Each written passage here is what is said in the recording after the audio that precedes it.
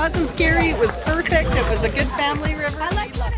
All the guides here are pretty switched on. They can read their crews. They know when people are up for surfing or when they just want to enjoy the rapids in a simple sort of fashion. And then everyone loves the scenic section at the end. You've got the beautiful Yamnuska in the background.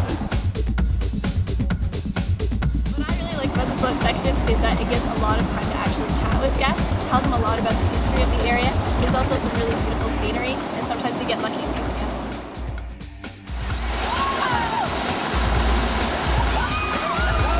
But it's fine, it's a beginner river, it was great.